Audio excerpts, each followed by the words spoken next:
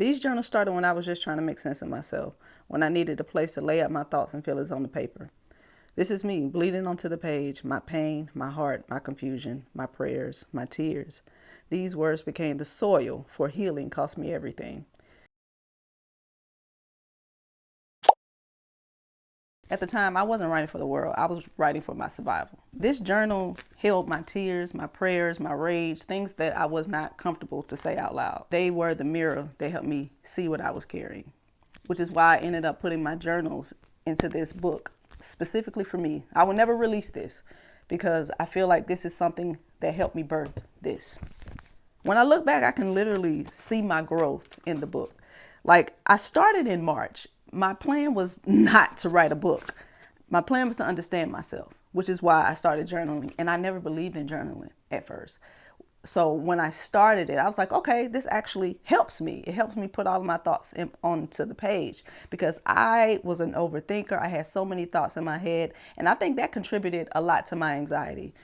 After a session, the journal entries would be about pain and confusion. And then the very next week, it would be about clarity and a breakthrough. So I could see where I would start to learn more about myself as the weeks and the months went on, which is why I ended up getting this created for myself. It's somewhat of a keepsake for me. Journaling helped give me language to what I was pouring out in therapy.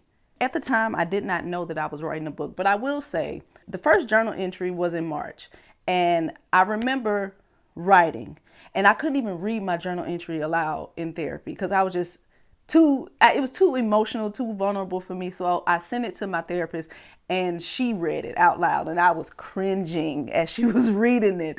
And I was like, man, this is unbearable. But I knew that I had to go through the fire if I wanted to come out different. And even when I was writing it, I said, man, this is really good. Not to toot my own horn, but I've always been blessed with the gift of writing. Never in a million years would I have thought, oh, this is going to be a book that I'm going to share with the world. I would never think about sharing my book, sharing my journal entries with the world. But over time, I realized that my Heavenly Father, Yahweh, was weaving those stories together to benefit someone else. And that's how this became this. And healing cost me everything is something that came out of purpose. It came out of pain.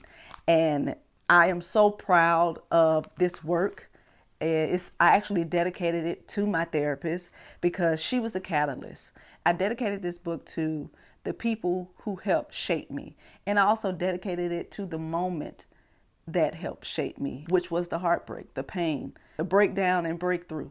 That's why this book isn't polished perfection. It is unfiltered, raw truth in book form. Because healing isn't neat, it's messy, and it deserves a place to be messy. Writing this book and releasing this book was me releasing everything that I learned in that year. Even though I didn't start writing until March, because from July 2024 to March, I didn't write anything, especially from January to March. It was too painful. The friendship breakup was too painful at that moment because I didn't see a point in writing. So all that work that I put in here created this.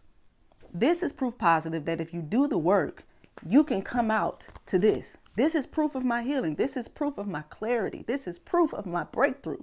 This is proof that therapy works with the assistance of faith. So if you are journaling right now, please don't underestimate what you're putting down on that paper. It may be a map to your own healing and to somebody else's. And I'm not saying everybody has to share what's in their journal with the world. What I'm saying is when you look back at those words that you put on that paper, you're going to thank the person that wrote that journal because they had the courage and they were brave enough to make you who you are today. If this resonates, share it. And if you want to keep walking this journey with me, subscribe for weekly conversations on how to live healed, faithful, and free.